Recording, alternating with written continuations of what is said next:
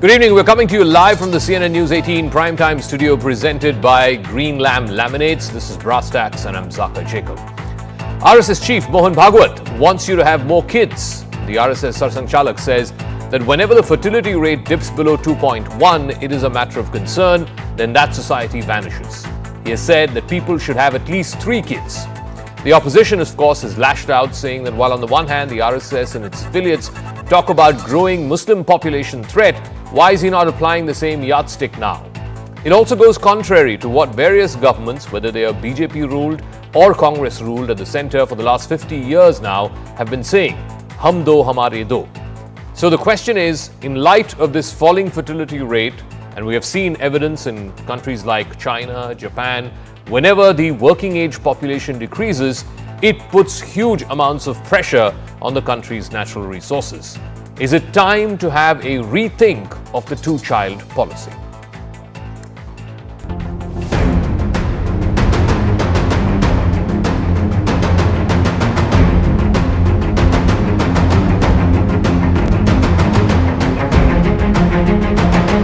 दोन पॉइंट एकच्या खाली जायला लागलो तर तो समाजच नसतो. आपल्या देशाची जनसंख्या नीती 1998 वगैरे मध्ये ठरली का 2002 मध्ये ठरली का साल माहित नाही, पण ही संख्या ही याकरता महत्वाची आहे.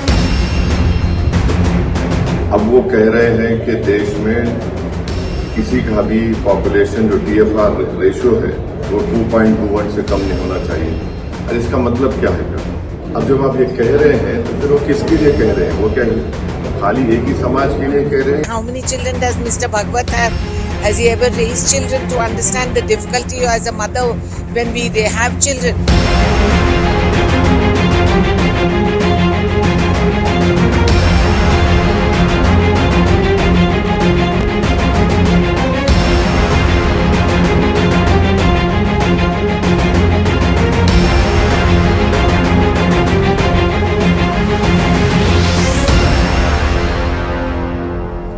All right, before we open this up to our panelists, I want to bring you exactly what Mohan Bhagwat said and why he thinks that families should have at least 3 children to prevent a decline in the population. He cited demographics to support his claim, saying that population stability was essential for any society's survival. So this is exactly what he said. Population growth rate cannot be below 2.1, which is the total fertility rate cannot be below 2.1. A society will perish if the growth rate falls below 2.1. Decreasing population is a matter of concern. We need at least 3 children per family to prevent declining population. Now, there was a time when the RSS said that there is exploding Muslim population and therefore there needs to be better controls of population and stricter enforcement of hum do hamare do.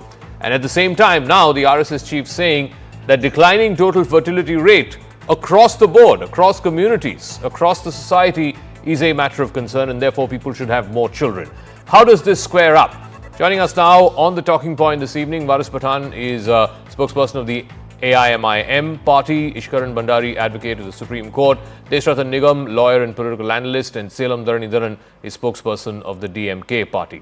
Varis Pathan, Mr. Mohan Bhagwat did not name any particular community. He simply said that modern population science says that whenever the fertility rate, the total fertility rate TFR goes below 2.1, then that society vanishes from the earth. That society gets destroyed even when there is no crisis. In that way, many languages and societies were destroyed. The population rate should not go below 2.1. He has not said anywhere Hindu, Muslim, Christian or Buddhist or anything of that sort. So why then are you gravely offended by what he has said? Well, Mr. Mohan Bhagwat is in a habit of making such kind of statements. Earlier also, a few days back, he said that what is the use of digging masjids and trying to find out temples, but nobody listened to him. Now he has come up with another thing that every couple must have at least 3 kids. Now in October 2021, Dhaka, their own magazine organizer, has stated that Muslims are having more population, they are having more children. Not only that, Narendra Modi in one of his speeches has said that if their population बढ़ेगा, so they might stretch the Mangal Sutra also. So now coming back to Mohan Bhagwat, when he says that you should have at least 3 kids, I would ask him, first of all, how many kids does Mohan Bhagwat have? They don't get married. Now they want to have 3 kids. What provision will they provide for them? Will they give them better health facilities? What about the education? Now the fees of the schools are so high that a common man does not have the capacity to send his school children to school. What has he made any provisions for that? What about the healthcare facilities? Are there any enough hospitals for them? What about the jobs? They said they will be providing 2 crore jobs to the unemployed people in the country, but now so many unemployed youths are moving in the country. So by just making such kind of statements, and the thing that earlier also we have said that the TRF rate, total fertility rate, TFR rate has already gone down. Not only in Muslims also has considerably gone down, and even for the other religion it has also considerably gone down. We have been saying that since the beginning. And Muslims especially, they said that no, they have ज़्यादा बच्चे पैदा कर रहे हैं. So we said that the most contraceptives that are used are by the Muslims. Most of the highest percentage of condom used in the country is by the Muslims. That is the data for that, and I would like to ask Mr. Mohan Bhagwat, has he verified that data or no? So here merely coming back to the people and saying that you should have at least 3 kids is nothing more than. So how will they implement? No, just last point, just a few seconds. How will they implement? Now earlier in Maharashtra, now the Maharashtra again they have been forming the government.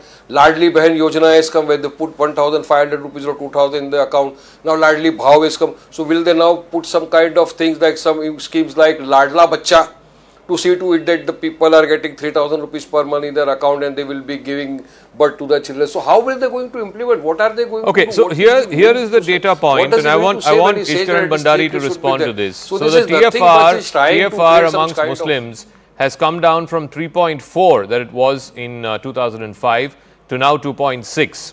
Amongst Hindus, it's come from 2.6 down to 2.1. 2.1 is where it's the demarcating factor. Anything below 2.1, then the population is in decline. Christians from 2.3 came down to 2, Buddhists 2.3 to 1.7, Sikhs and Jains from 1.9 to 1.6 and 1.2 respectively. Now, Ishkaran, the point is the RSS itself and the BJP ruled government also has given an affidavit in the court a few years ago saying that it's going back on many years of their stated position.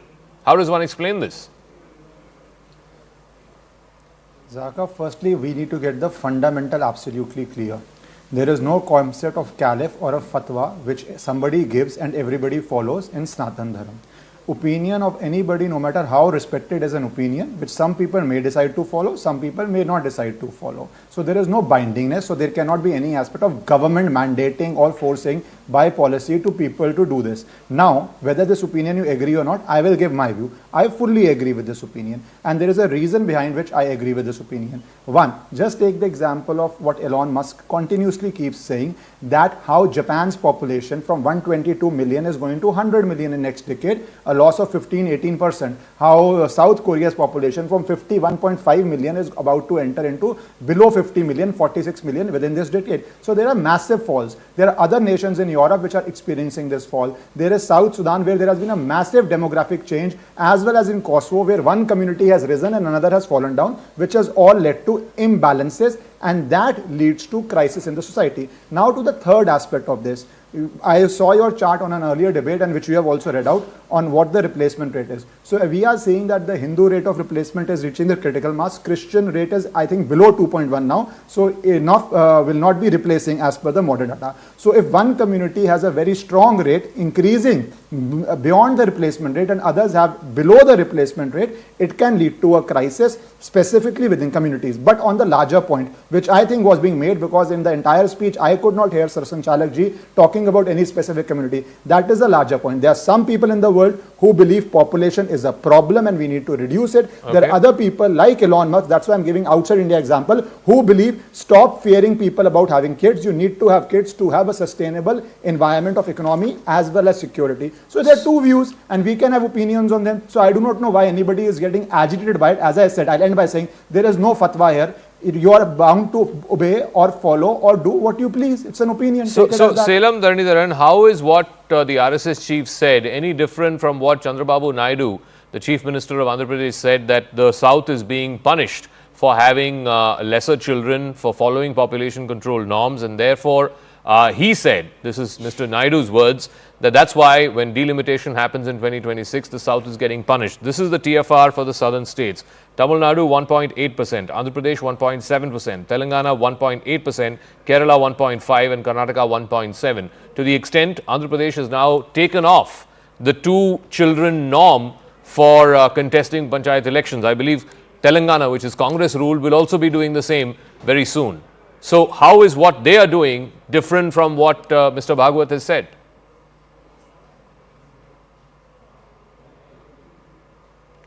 I think you're on mute, Dharani. You have to unmute yourself. No, I said I can't speak for Chandrababu Naidu because I'm not TDP spokesperson, but I can tell what my leader has said. My leader at an event had made a remark in which, in a lighter vein, it was supposed to be metaphor, where he said earlier in the days, historically in Tamil Nadu, they say, have 16 and be happy. Now no one says it. And he says BJP policies like delimitation will make us say things like that.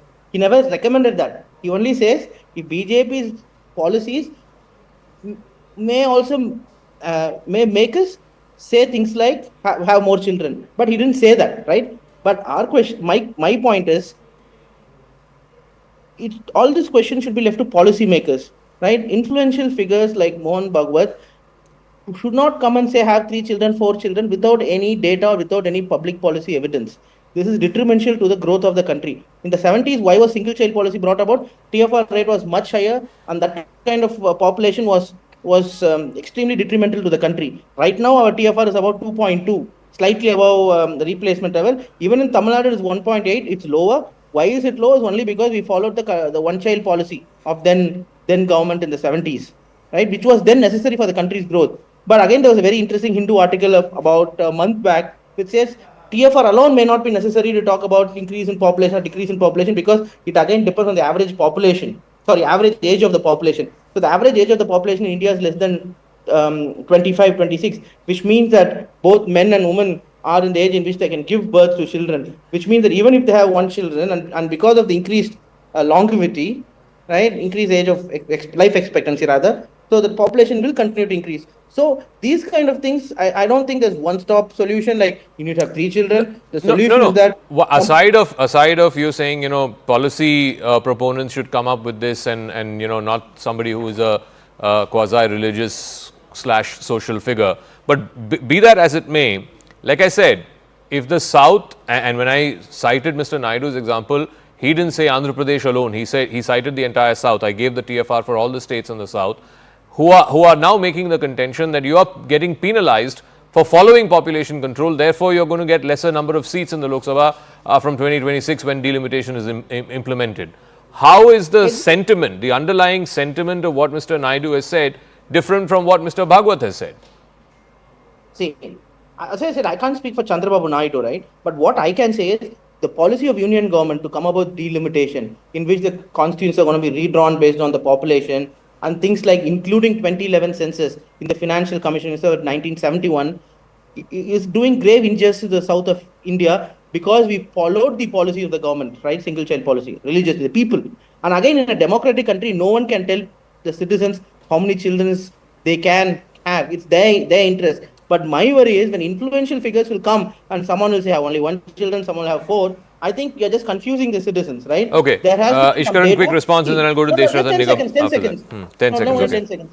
My point is, there has to be informed discussion on this. What is needed is informed discussion. Let good editorials come based on science. Okay, let Ishkaran respond, and then after that Deshrat and Nigam. Yeah, that's Ishkaran. what we need. Yeah. Okay.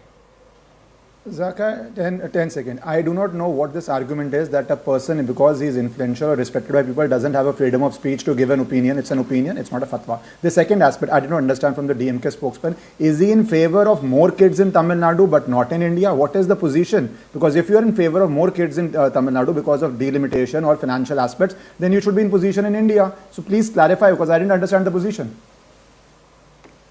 Dharani? No. The position is very simple. The position is what is betterment of the country. We have given the citizens what the best for the country is, for the state is, right? But the problem is what made our leaders say something like that is because of things like delimitation. So you shouldn't bring about things like delimitation. You shouldn't bring back So you shouldn't use 2011 census for the Finance Commission. You should keep it at 1971, because what happened in the past is very, very important. If the South has thought, okay, right, let's not follow population control, do whatever we want. If my leaders have said in the 70s, the population would have exploded.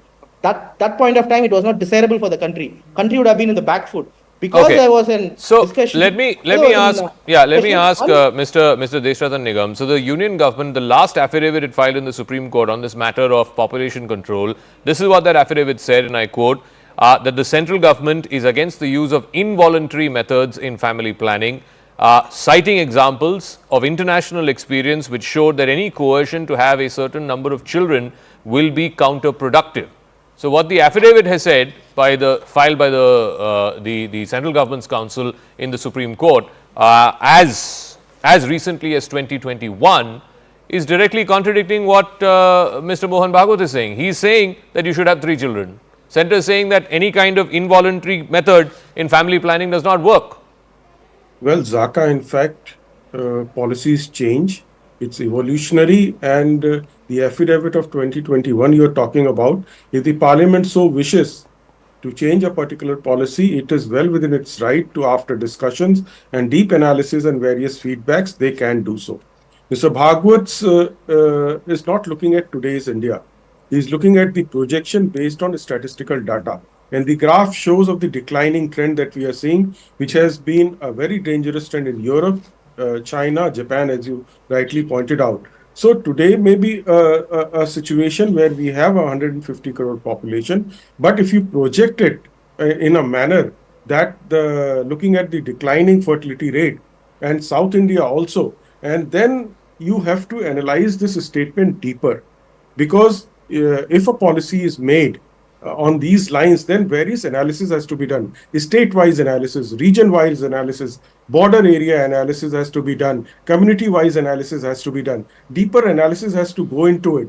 But you can't have one set of population policy for South, one set of population policy for the North, one set of population policy for border areas bordering Bangladesh or wherever. You can't have that. You have to have one national population policy. No, let me answer and more importantly, Mr. Nigam, the question that opposition parties are asking is, for the longest time, the RSS and by extension the BJP also said that, look, Muslim population is flourishing, Muslim population is flourishing.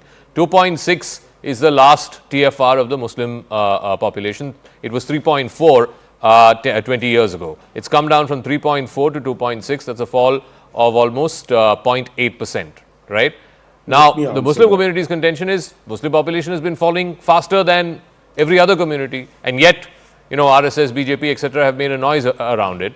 And today, Mr. Bhagwat himself is saying that you should have more kids. You should have a TFR of far higher than 2.1. He's saying 3 kids. So how does that justify the attacks you've made on the Muslim community over the last many years? See, the fact is, Dhaka, if you look at the statistics, Muslim population Hindu rate today is 1.9. The latest data shows. It is not 2.1. And it is 0.5 or 6% less than that of Muslim population. So therefore, let it be at par.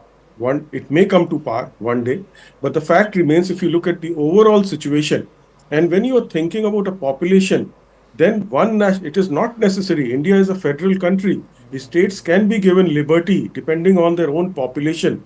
That, say for example, all the states of the southern India, they are at 1.7, 1.8 level, whereas UP is higher, Bihar is higher. So there are states where it is higher. So that kind of freedom also has to be given to the states, and the policymakers can give that freedom. It is not necessary that you have one straitjacket national policy where certain states suffer and certain states are flourishing. No, but we've always had a national population policy from Hum Do Hamare Do in the 1970s when Indira Gandhi was the Prime Minister. The last population policy we had was in the year 2000 when Mr. Vajpayee was Prime Minister. Yes, and we don't have a national policy for Tamil Nadu and a national policy for Andhra Pradesh and a national policy for Uttar Pradesh. So let me answer that.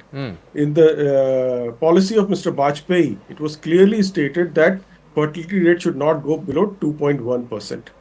That was a clear statement in that policy, reiterated in 2002 as well. Now, once that is there, now why can't a nation as diverse as India, or with the diverse statistics, the states can be given freedom? within the national policy, the states can be given freedom. That is where the parliament has to apply its mind, because Okay. there are diverse data coming from various, So- regions and communities. Let us, Varis Pathan, there are examples globally. Ishkaran Bhandari referred to some of them. The two most classic examples are Japan and China. Japan's fertility rate has been below the replacement level of 2.1 for over 50 years now. By 2022, Japan's TFR had dropped down to 1.26 children per woman, which means by the end of 2050, the aging population or the population of those above 60 in Japan would be far higher than the working population. That's an economy in decline. In China, again, the fertility rate was 6.0 in the 1970s. It fell to 1.18 by 2022. Basically, in Japan, over 25% of the population is age 65 or older, while China's elderly population is also rising. What this basically does is that the working population, the pressure on the working population to support the aging population, Varis Pathan, whether it is healthcare costs, social welfare costs, that's being ultimately borne by the working population.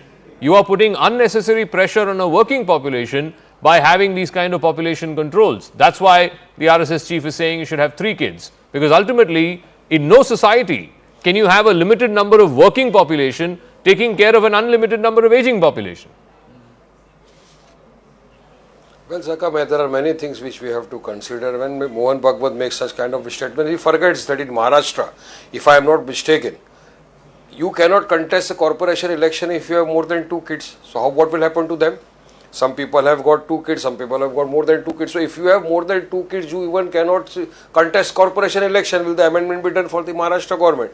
Now, secondly, coming to your statistics, data which is before, it clearly says in 20 years, it's come down from 3.4 to 2.5, the Muslim population. Why do you say the Muslim population is flourishing? Not far up. In 21, as I just now earlier said, Organizer magazine belongs to the RSS. They have claimed that the Muslim population is flourishing far high.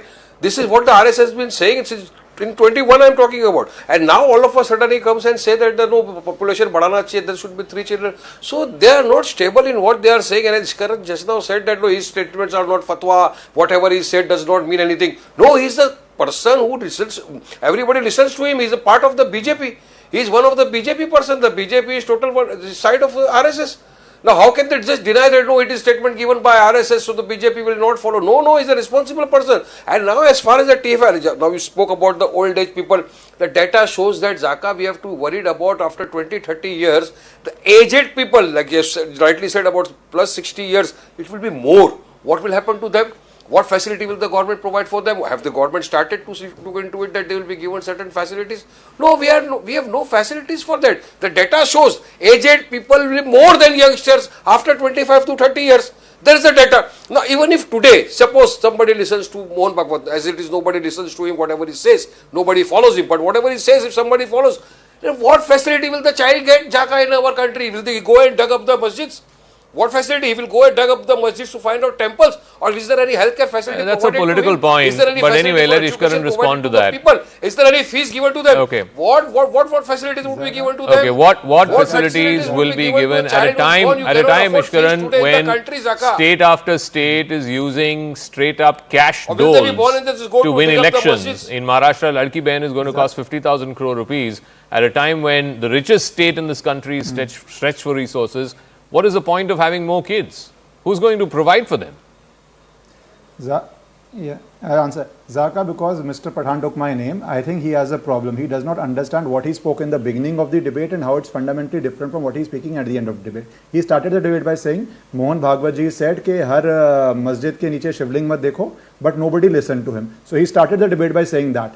At the other end, he believes that an opinion on children is binding like a fatwa. Obviously, it is not. No matter how respected a person, the entire concept of Hinduism is that it's an opinion which certain people will follow, certain will not follow. Like with any respected or influential person, it's not a government order which you are bound to follow, or a religious edict which if you do not follow, you will be excommunicated. So this debate, let's be very clear, it's on an opinion. On opinion, there can be multiple opinions in a democracy. One opinion is that in which I support that opinion. Others may not support it. Elon Musk supports it. Is he BJP? He is fully fully in agreement with that opinion. So let opinion be opinion, and let's not jump and see fear mongering in every place. Like with CA, it did not affect a single Muslim living in India or a citizen of India, not living in India, a citizen of India, but they fear mongered, and now we see what's happening in Bangladesh. So please, let's keep things in perspective. Now, who will take care of children? Of course, who will take care of the older people? That is why it is a policy decision. How many people are entering the work life and how many are going out of the work life? That balance has to be seen. And there are countries which has collapsed because of this imbalance, from Japan to South Korea, and we need to keep an eye on it and evolve our policy which suits Bharat best, based on the new factors which have come into light. So, Selam Dharanjan, this is what the World Economic Forum report on aging population world over said, that lower fertility rate and increased life expectancy creates aging population. Older population raises healthcare costs. It diminishes the global workforce. Global working age population has been on a decline since 2012. There will be an economic slowdown if the working population is lesser than the aging population. A growing economy, a developing economy like India can ill afford to have a working population that is lesser than an aging population. This has been flagged by no less than the World Economic Forum. So why not? You ask for data, you ask for policy prescriptions. This is a policy prescription. See, I will put a thought to the viewers, right? The average age of the population in this country is about 26, and 65% of the population are less than the age of 32, right? So assume the average, assume that each of them are going to have 3 children right now. And as per research also says, if the TFR is 3, and with this level of average life, average life, right, the population will double within 25 years, which means country's population would touch 250 crores by 2050. The population in Delhi will double, population in Mumbai will double. Fine, it's good. Does the country have the infrastructure to handle all that? We are not able to provide employment for the existing youth, right? Even in the army, you have freeze recruitments and you have brought something else, temporary recruitment, Agniveer, because we don't neither have the money nor the capacity to hire more people. India's unemployment rate is the highest in the world now. Where are you going to provide employment? These are the issues we have to think. And again, the World Economic Forum report is based on developed countries. Why I differentiate between developed countries and India is the average age of the population in European Union or in Japan, for example, the average age is 70. In countries like France is 55, Austria 58. In India, the average age is 26. So 50% of the population are yet to reach the age in which they can get married or give birth to a child. So the population growth, and again our life expectancy is increasing. So our population will increase. I'm not a researcher, but this is my observation. I'm not saying as the DMK as a party we are saying have more children or less children. When in 70s the policy came, respecting the India's future, we encourage the policy to our citizens, okay, and they listened, right?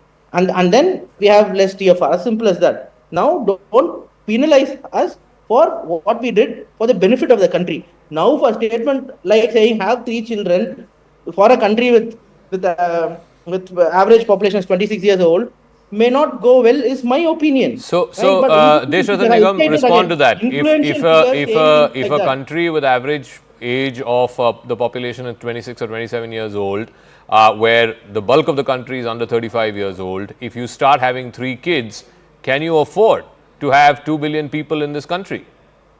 Well, Zaka, first and foremost, the aging population, let me come to that. It's roughly about 12%, that was some years back, which has actually phenomenally grown from about 8% about 20-30 years back. So to take care of that, you require young population to support, as you rightly pointed out. Now, when RSS talks about it, is about nation as a whole and preserving the family as an institution. The collapse of a family as an institution in the Western countries had led to the decline in population. One of the factors is that very important factor. To preserve the family as an institution, which is the building block of our society, we focus on that. And we are not thinking of today. We are thinking of the projected levels tomorrow. So slowly, we've got to move towards that. And the DMK person has raised some very valid questions, no doubt about that. So in order to implement a policy or frame a policy like that, a lot of research has to go into it. But given the statistics as of today and the projected tomorrow, we got to think in terms of preserving this total fertility rate of 2.1%. And how to do it, opinions can differ. There is no doubt about it. Okay. But we have got to apply our mind, work towards a policy framework, and the government and various institutions, including RSS and other political parties, have to come together and apply their mind so that we don't go to the path of China, Japan, South Korea, or Europe. Okay, we'll leave it at that. Thank you very much to all our guests. Let's see how this debate shapes up, because intertwined with this whole population debate is also, delimitation, representation, the proportion of representation, the balance of power. All of these things are interlinked in many ways. Let's now shift focus to the other big story. Bangladesh is continuing to burn. Minorities, particularly minority Hindus in that country, are under attack, whether it is arson, vandalism, violence, and of course arrests of ISKCON monks. All of that in the last few days and weeks, particularly against Hindu religious leaders, has underlined the country's challenges in maintaining its legacy in the aftermath of Sheikh Hasina's ouster. Fears of resurgence of Islamist political parties, the intolerance towards other religions, all of that seems to be staring Bangladesh in the face. The interim government under Professor Mohammad Yunus is doing very little to calm tempers and to bring a sense of rule of law back in the country. They're doing very little to end the violence, despite the world condemning the Bangladesh government for it. In fact, here in India too, the opposition is accusing the centre of inadequacy when it comes to walking the talk on protecting the interests of the Hindu population in Bangladesh. Should the Indian government then do more and up the ante against Dhaka, and how can it do so? But first, the political fallout of what is happening in Bangladesh. Mamata Banerjee, the West Bengal Chief Minister, has come out and said India should send a peacekeeping force to Dhaka. On the other hand, the BJP has hit back and said that Mamata should be the last one talking about Hindus in Bangladesh, because she has been shedding fake tears for Hindus in Bangladesh.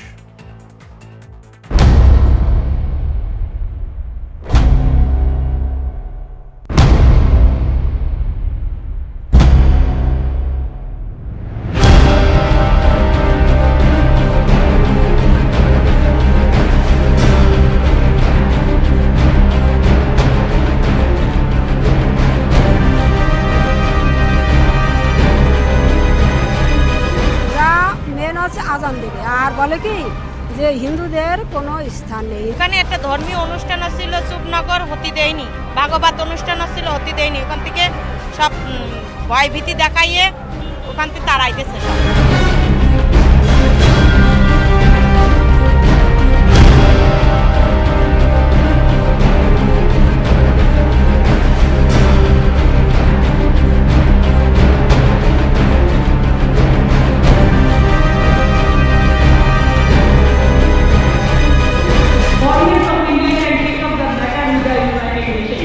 So that they can send the peacekeeping force in Bangladesh.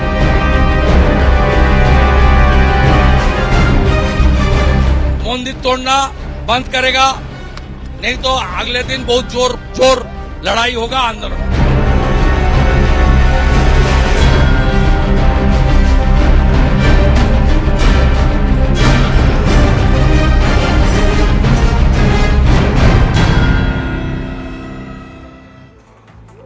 All right, let's go straight across to our political face-off tonight. Ajay Alok is national spokesperson of the BJP. Professor Manojit Mondal is a political analyst. Professor Mondal, the BJP's contention is Mamata Banerjee is shedding fake tears for Bangladeshi Hindus. She, in fact, had not particularly nice things to say about the Ramakrishna Mission, the Bharat Sevashram Sangh, or even the ISKCON just a few months back during the Lok Sabha campaign. So what's caused this change of heart? She's simply shedding fake tears, is the BJP's contention. I mean, this is amazing. I think Mamata Banerjee was the first to raise this issue on 21st July when the Bangladeshi government was still there. What did the government of India do to help Hasina? Nothing. Absolutely nothing. It is an abject failure on the part of the government of India, who actually saw the tragedy and the violence happening in front of their own eyes. They did nothing except sheltering Miss Hasina in India. What have they done? It is the responsibility of the government of India to some or the other talk to the most friendly neighbor of South Asia region at this point in time. Mr. Modi and his government are only showing the knee-jerk response only for last few days, last 7-8 days. And this tension has been there for the last 6-7 months. Amidst all that, Mamta Di made this humanitarian gesture. And then at that point, you had went into a reverse gear, saying that Mamta Di was trying to open the doors for all the Bangladeshis. No, but Manojit Mandal, this is what Mamata Banerjee said in her campaign for the Lok Sabha election back in May. She mentioned ISKCON. I've given 700 acres of land to ISKCON for building their township in Nadia. They have a temple, a mission, a few such monks are there as well. Instructions come from Delhi to tell people to vote for BJP. Why should ISKCON monks be doing this? This is what she said in May. This is regarding few such monks in India, in Bengal, only few of them. Yes, handful of them do take instruction from the BJP. They made it very clear, and we also debated on that. I'm forgetting the name of that person who was in Murshidabad and appealing for BJP's vote. You had the show on your channel. Kartik Maharaj. Yes, Kartik Maharaj. So you had your show. He openly appealed for BJP. Mamata Banerjee has got every right to criticize him. Okay. In the name of becoming a sannyasi. If we're appealing for let me ask Ajay Alok. So that's the TMC's contention. They're drawing the distinction between monks who are indulging in political activity for the BJP or appealing for votes in the name of the BJP. You separate that from what's happening in Bangladesh. As per Bangladesh's own religious observers groups, 2,110 instances of violence against Hindus have happened. Shops, homes, temples, etc. since Sheikh Hasina was ousted from power on the 5th of August. What is the government of India doing about it? Well, the government of India is doing all the possible measures it can through diplomatic channels, because, of course, what Mamata Banerjee is suggesting, that India should send a peacekeeping force. We are not at war with Bangladesh, or Bangladesh has not asked for peacekeeping force, that we should send a peacekeeping force by our own way. This is how she governs, and this is how she rules, and this is how she thinks. Just imagine a chief minister asking, without a country's request, India should send a peacekeeping force. What a chief minister and what a governance you have. Now, second thing, she is absolutely hypocrite. There is no doubt about it. I just asked her spokesperson, what happened in Sandesh Khali? Why Hindus were tortured there? What is happening in Murshidabad? What is happening in whole of West Bengal when Navratri festivals are not being allowed? When Ramnavami procession is not being allowed to carry? When Hindu procession are said that Muslim area se hoke mat jana? What is all this? And today she is shedding tears for Hindus of Bangladesh. She has been importing them, Bangladeshi Muslims, getting them settled in West Bengal, creating a vote bank, and then she is shedding tears for Hindus. What a hypocrisy. What Centre is doing? Centre has done enough of the things. Centre is mounting multilateral pressure for Bangladesh to protect the Hindus. But this is a religious mindset. This is a radical mindset of Bangladeshi government and the people who are in power right now. And look at him. Sheikh Hasina is in India and he's talking in terms of Bangladeshi radicals. That's why India is harboring Sheikh Hasina here. I mean, the language seems very similar. Of West Bengal representative or Mamata Banerjee's representative is very similar to the radicals of Bangladesh. No, so Manojit Mandal, when Ram Navami processions have to be undertaken, the BJP has to go and knock on the doors of the High Court. And the High Court then chastises the state government and says, why are you not allowing Ram Navami procession? When Hindus are getting killed, raped, etc. in Bengal, nobody has a tear to shed. But suddenly there are tears for Bangladeshi Hindus. How long do you carry with this smear campaign against Mamata? Right? She is protecting everyone in Bengal. Everyone knows this, and that's why she has been voted to power again and again. In last 3-4 months back, BJP was almost routed. Coming back to the issue of peacekeeping forces, again, my friend from BJP is absolutely lying on TV. Mamata just said that United Nations must send peacekeeping force and government of India must request that. Look at the way he is distorting. They are pathological liars on TV. I don't want to use this language for my friend because he was in a different party. I know what he used to do at that point of time. That's a separate matter. I'll rebut him point by point. Sandesh Khali, what happened in Sandesh Khali? Show me the charge sheet. What did you do in Sandesh Khali for the last 6-7 months? It was again a poll plank for you just before the election, during the election. You arrested that person, could not do anything. How many conviction? You talk about other cases, Ramnavami cases, NIA is investigating for the last 2 years. What has happened there? These are all your poll gimmicks. You wake up only before the polls for the Hindus and how for can others. you say? Now, How can you say it's a poll gimmick? There are charges of rape in Sandesh Kali. Now you can argue that it's not. Charges of rape? Who is One second. investigating One second. You Who can is argue. investigating You can Mr. always How many argue of those it's charges not have been been proven proved? in a court of law. But please don't underplay it. Please don't make it out to be a political gimmick. Forget about proving them in the court of law. You could not even frame charges. You know the distinction between proving in the law and framing charges by CBI.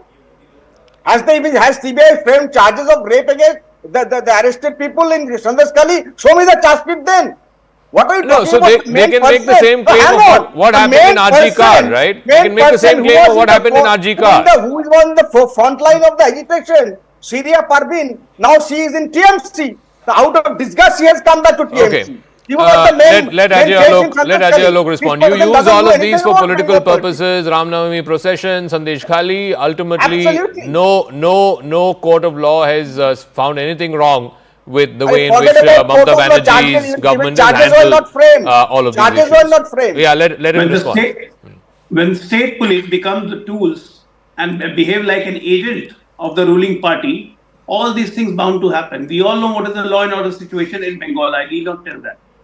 And about RG Kari conveniently dodged. And I also don't want to use the word, but the blatant liar you are, that you are speaking like this on TV in spite of living in West Bengal and knowing the realities, you still don't have the courage to say that yes, the politics of appeasement is going in full swing. Winning poll or losing poll is a different matter, but what kind of a behavior, what kind of a governance you have toward? Today, at least you can CBI that we will not investigating all the cases. So you control CBI. Instead of getting Hindu, you are more interested in getting Bangladesh and Rohingya. CBI is unable to do anything. I didn't interfere in between. This shows your restlessness. Lies and deceit. This shows your restlessness and this shows your agencies how are much investigating. One at a time. One at a time. Please, one at a time. Professor Mandal, please yield. Let him make his point. I'll come back to you after that. Let him make his point. But Ajay Alok, you also need to answer the question. In Bengal election, you said Guspetiya. You said in Jharkhand election, Guspetiya. Ultimately, what came of it? Mamata Banerjee came back with 215 seats. Hemant Soren came back with 55 seats. So we should stop speaking the truth. The truth of Guspetiya is always there. It is pertinent. It is present, whether in West Bengal or Jharkhand. We'll keep on speaking. We'll keep on fighting with them. The narrative which they are trying to plant is not going to last long. People will realize, and people have started realizing what has happening in Bangladesh. It has an impact in West Bengal. Mark my words. It has an impact in West Bengal that people will have started thinking that today they are 35%. If they become 40, 45, this is what we are going to face in West Bengal. And that's what Mamata Didi is doing. That's the worry, that's the concern what we started raising for the last 7 and 8 years. And Manojit Mandal, what you're speaking right now, sitting on the TV defending Mamata Banerjee, you will be the first victim. Manojit Mandal, final word. I have to wrap up after this. Look, at the end of the day, this whole business about sending peacekeeping forces. Last time India sent a peacekeeping force to Sri Lanka in 1987, it didn't exactly work out well for us. Mamata did not say that India should say. Please do not misquote her. This was spoken in the house of the assembly, on the floor of the assembly. She said that India government must request United Nations to send peacekeeping force. That's very simple. She knows the technicalities. Talking about the Guspetiyas, you fail to man the border, and that's why infiltration is happening, and the maximum number of infiltration happening in your state of Assam. Please count the number. It's not happening in Assam. It's happening from West Bengal now. You failed Assam has gone down. Okay. You failed to govern the border. Assam has gone down. It's happening from West Bengal. That's what Hemant Soren also said during Jharkhand election. I have to leave it at that. Let's see how this plays out. Ultimately, I don't think the issue of Hindus in Bangladesh getting killed should be politicized between TMC and BJP or any other party here in India, because ultimately it's a question of their lives, of their livelihoods, their democratic and political freedoms. Bangladesh can take cover under the fact that saying that, it's their internal affair. Yes, it may be their internal affair, but no government, and I know least of all Dr. Yunus's government, wants to have the stain and the taint and the blood of Hindus who are getting killed in that country. I'm going to take a break. When we come back, we will now go across to an exclusive interview to the British Conservative Member of Parliament, Bob Blackman, who's raised the issue of violence against Hindus in Bangladesh. He spoke at the UK Parliament. I spoke with him on why he wants international intervention to end this violence and this cycle of violence. That's going to be on the other side of this quick break, an exclusive interview with Conservative British MP Bob Blackman.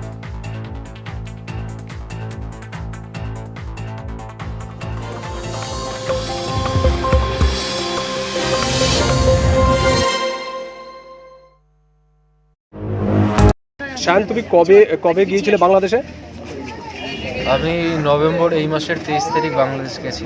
আচ্ছা, কি মানে কি কারণে? কি হয়েছিল তোমার সাথে? আমি বাংলাদেশ গেছিলাম আমার একজন পরিচিত বন্ধুর বাড়ি। সে থাকে ঢাকার জুরেনের বাগানবাড়ি অঞ্চলে। তারপর যখন আমার 26 তারিখ রাতে ফেরার কথা ছিল ভারতে, আবার তো ফেরার সময় ফেরার কিছুক্ষণ আগে 1:30টার দিকে আর বন্ধু বললো, ভাই আজকে তো ফিরে যাবি, চল একটু ঘুরে আসি বাইরে, তো বাজারে বেরানো।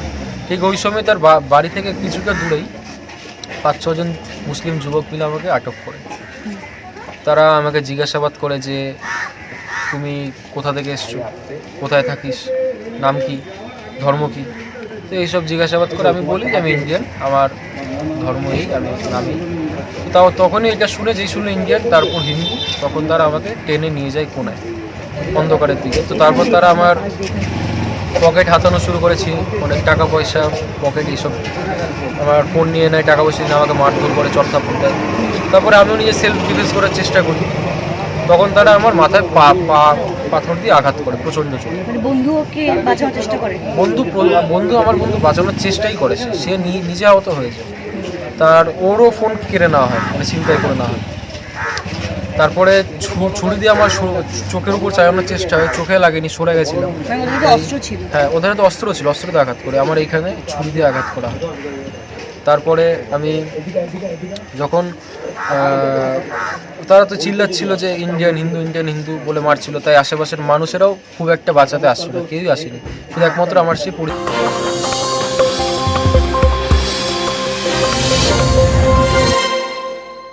So what explains this muted international response to the almost massacre that's happening of Hindus on a daily basis in Bangladesh? And more importantly, how should India react? What is it that India can do to put more pressure on the Yunus government to try and come clean on these repeated attacks? Bob Blackman is a British Conservative Member of Parliament. He's now joining us. Thank you very much, Mr. Blackman, for speaking with us here on CNN News 18. You've condemned the attacks that have happened on Hindus in Bangladesh. You've also condemned the imprisonment of the ISKCON monk, Chinmoy Krishna Das. Why do you believe that freedom of religion is not being preserved in Bangladesh? And in particular, why do you believe that the international community is not speaking out enough against that and against what's happening in Bangladesh to Hindus there? Well, I think the clear issue is that I've been receiving numerous emails and social media feed from the situation going on in Bangladesh right now. And the fact is that Hindus are under attack, whether it's their temples, their homes, or their businesses.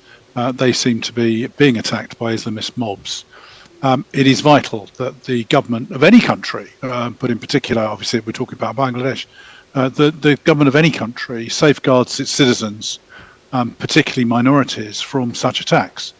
And so clearly the concern here is that the minority Hindu population in Bangladesh have been singled out for special treatment in these circumstances and are suffering very badly. So what I've called for in the House of Commons is for a statement from the UK government as to what action it's going to take to combat this, as we have a special relationship with Bangladesh stretching back to when Bangladesh gained its independence from Pakistan. The reality is that obviously we had earlier this year had the democratically elected government in Bangladesh overturned in a coup. The incoming administration promised to preserve law and order. It appears that they're not doing that. They also stated that they would seek to ensure there were free and fair elections in Bangladesh, and we don't seem to be any closer to those.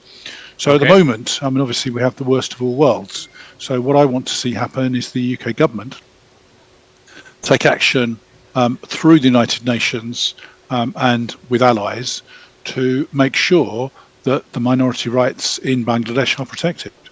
So, Mr. Blackman, the Ministry of External Affairs of the Government of India has put out a statement last week. It's questioned the Bangladesh government, saying that it's unfortunate that the perpetrators of this violence against Hindus are out at large. The charges are being pressed against a religious leader, in this case the ISKCON monk Chinmay Prabhudas, who was peacefully presenting what the Government of India considers as legitimate demands.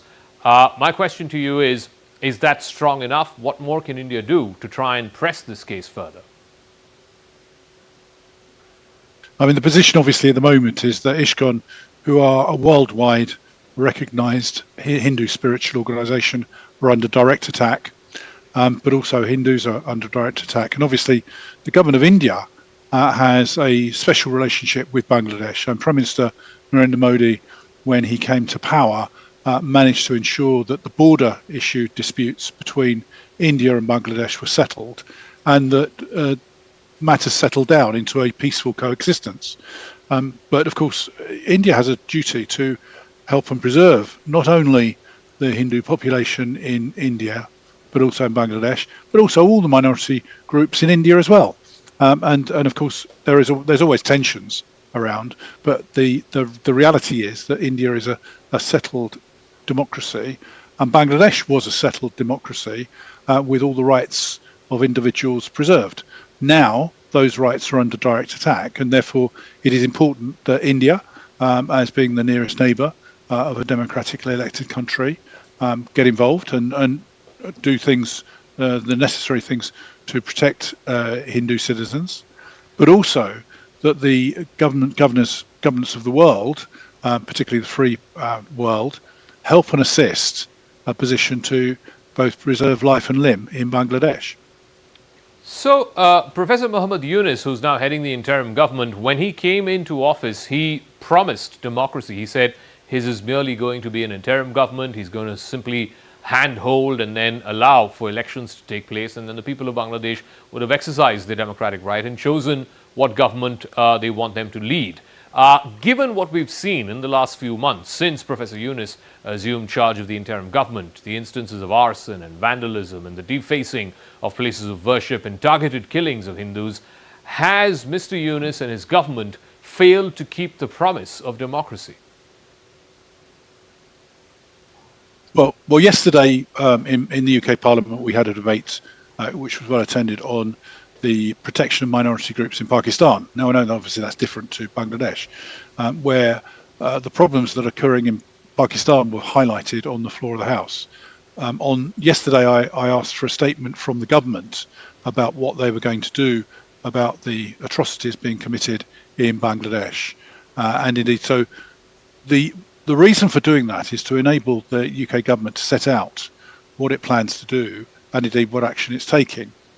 It would then be for MPs on all sides, and possibly all sides of the discussion, to bring this to a head and enable us to give an informed view to the world, because that's the world looks upon when the UK Parliament speaks. We're not a colonial power, but also we have that soft power and ability to help and assist, particularly members of the Commonwealth, to make sure that minority rights, as I say, are fully protected.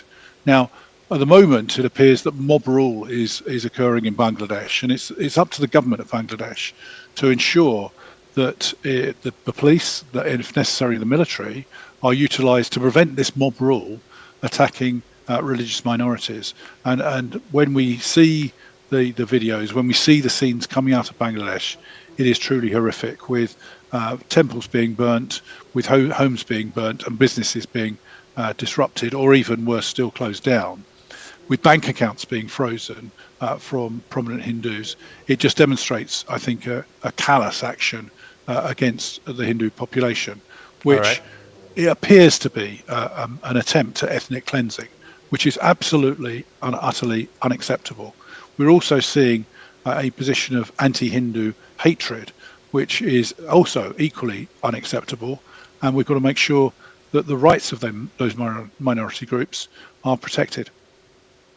My final question to you, Mr. Blackman, does the current scenario in Bangladesh sort of defeat the entire purpose, if there was one, of the coup d'etat, the justification for the coup d'etat that led to the ouster of Sheikh Hasina, the longtime leader, the democratically elected leader of Bangladesh? She herself and her regime were accused of being repressive, of stifling political opposition, so on and so forth. So that entire justification, given what we've seen in the last 3 or 4 months, has that justification fallen flat? The reality is obviously Sheikh Hasina, who was democratically elected as the Prime Minister and formed the government in Bangladesh, was ousted in a coup. There are criticisms being made and were made by the opposition parties about the nature of the elections in Bangladesh. But nevertheless, my strong view to the opposition in Bangladesh was always that they should participate in those elections, and then if they felt that the elections were not free and fair, then that was the time to complain about them. But they boycotted the elections, and as a result, they got a clear run for Sheikh Hasina and her party to form the government. Now we're in the position whereby it appears as if the government do not have control over what is going on in the country, and that is a very worrying position indeed. Now, if there is greater intelligence that's showing that this is not the case, we need to see it. But at the moment, it's a very worrying trend that appears to be occurring in a country that I've had the opportunity of visiting, I think on 3 occasions over the past few years, and seen the tremendous growth that there has been in the country, and the attempt certainly to improve the lives of everyone in the country. All right, Mr. Bob Blackman, Conservative British Member of Parliament, thank you very much for joining us and expressing your thoughts and views on what you think is going on in Bangladesh, and more importantly, how India in particular and the international community in general can bring more pressure to bear on the Professor Yunus regime in Bangladesh, which doesn't seem to be keeping its end of the bargain, which is to try and protect democracy, to handhold and hand over to the people of Bangladesh that electoral choice, that democratic choice to decide who is going to be heading the next government in Bangladesh. That has been completely stifled and marred by these instances, rampant instances of the killing of Hindus in that country. We'll take a quick break, but news and updates continue right here on CNN News 18.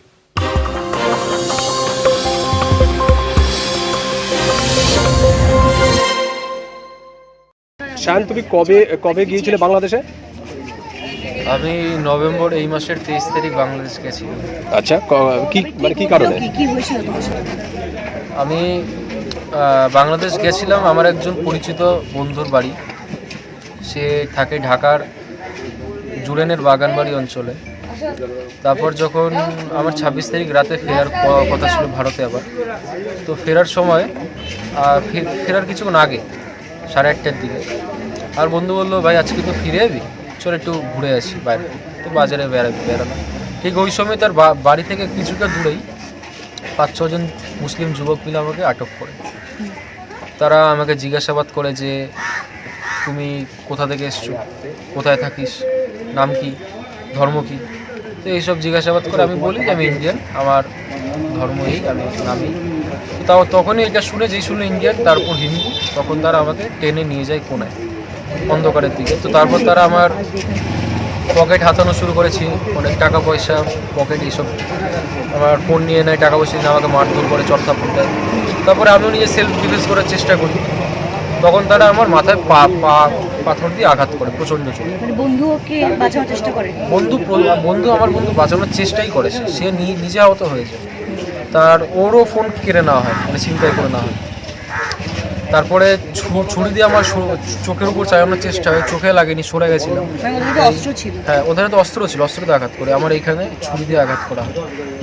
তারপরে আমি যখন তারা তো চিল্লাচ্ছিল যে Indian Hindu বলে মারছিল, তাই আশেপাশের মানুষেরাও খুব একটা বাঁচাতে আসছিল, কেউই আসেনি। শুধু একমাত্র আমার সেই পরিচিত বন্ধু যে ছিল সেই আমাকে বাঁচানোর চেষ্টা করে যাচ্ছিল। তারপরে আমি যখন ব্যাপারটা একটু ঠান্ডা হলো, মানুষজন জড়ো হলো, তারা পালিয়ে যায় ওখান থেকে। দিয়ে আমি যে হেল্পলাইন নাম্বার বাংলাদেশে আছে 999, আমি অ্যাম্বুলেন্স ডাকবো বা পুলিশ ডাকবো, কল দিই, তারা উল্টো আমাকে জেরা করা শুরু করে যে তুমি কি করতে গেছো ওখানে, তোমার ওর সঙ্গে সম্পর্ক কি, তোমার কি